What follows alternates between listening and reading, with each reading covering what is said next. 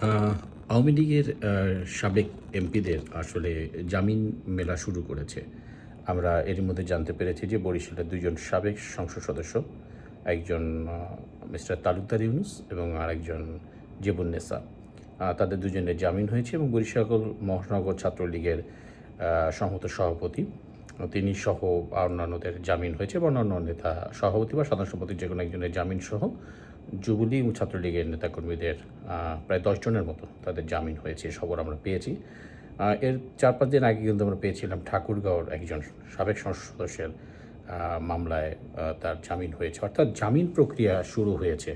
যেটি বিএনপি বলছিল যে বিএনপি আসলে বহুদলীয় গণতন্ত্রে বিশ্বাসী এবং তারা সব দলের রাজনীতি করার অধিকারে তারা বিশ্বাসী এবং আইন জিনিসটা আইনগতভাবে চলাটাই উচিত বলে তারা মনে করে। এটি একটি আওয়ামী লীগের যারা কর্মী সমর্থক আছে তাদের জন্য একটি ভালো সংবাদ এবং বিভিন্ন জায়গা থেকে যেটি জানা যাচ্ছে যে আওয়ামী লীগের যারা এক অঞ্চল থেকে আর এক অঞ্চলে পালিয়ে থাকা যারা কর্মী সমর্থক ছিল তারা তাদের নিজ নিজ এলাকায় ফিরতে শুরু করেছে এবং এক্ষেত্রে এলাকায় ফিরে তাদের কোনো বাধা কিংবা প্রতিবন্ধকতার কোনো মুখে পড়তে হয়নি বা হচ্ছে না, এই খবর মিলছে।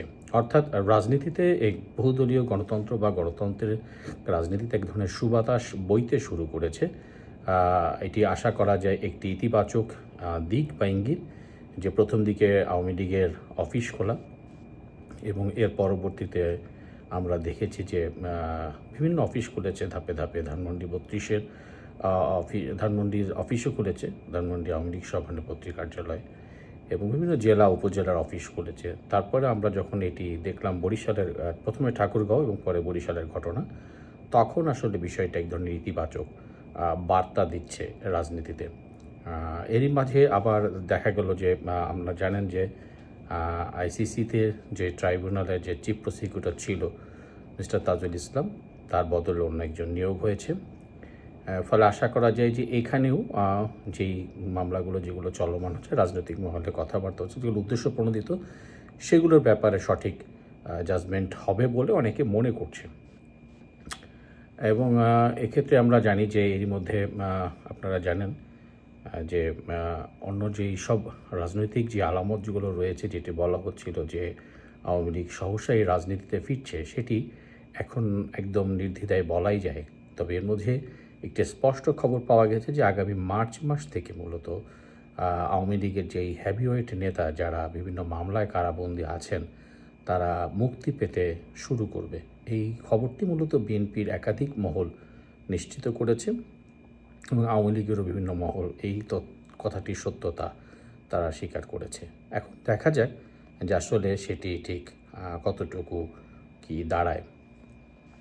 এখন আসলে সব জায়গায় বোঝা যাচ্ছে যে যারা এক ধরনের জামাত কেন্দ্রিক যেই রকম সচিব বা অন্য যারা ছিল তাদের বিভিন্ন জায়গা থেকে তাদের অপসারণ প্রক্রিয়া শুরু হয়েছে। সর্বশেষ যে চিফ প্রসিকিউটর তাজুল ইসলাম সরাসরি জামাতের নিয়োগ, জামাতের মনোনীত, সেটিকে যে বিএনপি মনোনীত একজন এসেছেন। অ্যাটর্নি জেনারেল পদেও একটি নিয়োগ এসেছে। ফলে বলা যেতে পারে যে জামাত যেভাবে প্রশাসনে চেপে বসেছিল, প্রশাসন জামাত মুক্ত হতে শুরু করেছে। এটি একটি ইতিবাচক দিক এবং রাজনীতিতে, গণতান্ত্রিক রাজনীতিতে একটি পরিবর্তনের সুবাতাস বইছে। এখন দেখা যাক যে এটি শোনা যাচ্ছে যে আগামী মার্চ মাস থেকে মূলত আওয়ামী লীগের হেভিওয়েট নেতারা সহ অন্যান্য যারা বিভিন্ন মামলার আসামি তারা আস্তে আস্তে জামিন পেতে শুরু করবেন, তারা বাইরে আসতে শুরু করবেন, তেমনটি শোনা যাচ্ছে। সেমন তথ্য নিশ্চিত রয়েছে। এখন সেটির বাস্তবায়ন কি দাঁড়ায় সেটির উপরে আসলে দেখা যাক কী অবস্থা দাঁড়ায় এবং আওয়ামী লীগের রাজনৈতিক নিষেধাজ্ঞা কবে উঠবে সেটিও অনেকে প্রশ্ন তুলছেন। অনেকে মনে করছেন যেহেতু ধাপে ধাপে প্রক্রিয়াগুলো শুরু হচ্ছে, তবে যে এই সহসাই আওয়ামী লীগের উপর যে রাজনৈতিক নিষেধাজ্ঞা রয়েছে সেটি আইনগতভাবেই উঠে যাবে বলে আওয়ামী লীগের নেতাকর্মীরা বিশ্বাস করছে। এখন দেখা যাক সেই বিশ্বাসের সাথে বাস্তবতার কতটুকু মিল হয়।